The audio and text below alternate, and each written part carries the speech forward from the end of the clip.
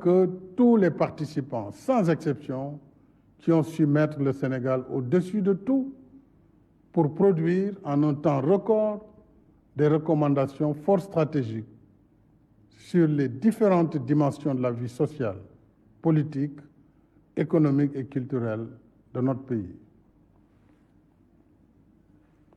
Je salue les conclusions très positives du dialogue national, dont la mise en œuvre débutera cette semaine par la saisine de l'Assemblée nationale pour la modification de certaines dispositions de la Constitution et du Code électoral, entre autres. Mes chers compatriotes, s'agissant de l'élection présidentielle du 25 février 2024, je tiens à ce que le gouvernement prenne toutes les dispositions pour une bonne organisation du scrutin, comme par le passé.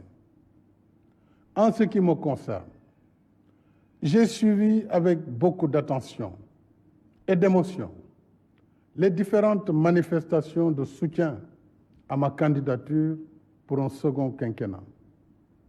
La dernière étant celle de 512 maires et présidents de conseil départemental sur les 601 que compte notre pays.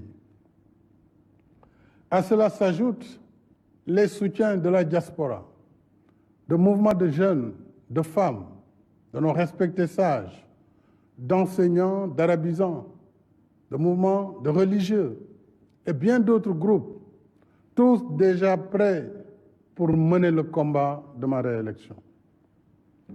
À tous ces compatriotes, je voudrais exprimer ma profonde gratitude en réservant une mention spéciale et toute particulière à la coalition Benno Bokk Yakaar, à mon parti, l'Alliance pour la République, et à la grande coalition de la majorité présidentielle. Mes chers compatriotes, ma décision, longuement et mûrement réfléchie, est de ne pas être candidat à la prochaine élection du 25 février 2024.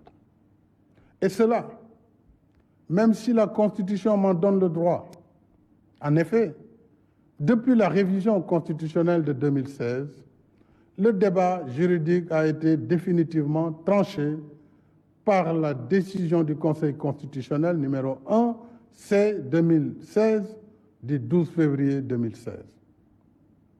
Je sais que cette décision de ne pas être candidat surprendra tous ceux et celles nombreux dont je connais l'admiration, la confiance et la fidélité sincère.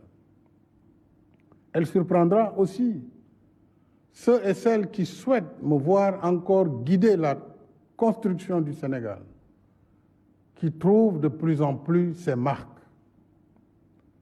Mais le Sénégal dépasse ma personne et il est rempli de leaders également capables de pousser le pays vers l'émergence. On a tant spéculé, commenté sur ma candidature à cette élection. Cependant, je n'ai jamais voulu être l'otage de cette injonction permanente à parler avant l'heure, car mes priorités portaient surtout sur la gestion d'un pays, d'une équipe gouvernementale cohérente et engagée dans l'action pour l'émergence, surtout dans un contexte socio-économique difficile et incertain. Contrairement donc aux rumeurs qui m'attribuaient une nouvelle ambition présidentielle, je voudrais dire que j'ai une claire conscience et mémoire de ce que j'ai dit, écrit et répété ici et ailleurs. C'est-à-dire que le mandat de 2019 était mon second et dernier mandat.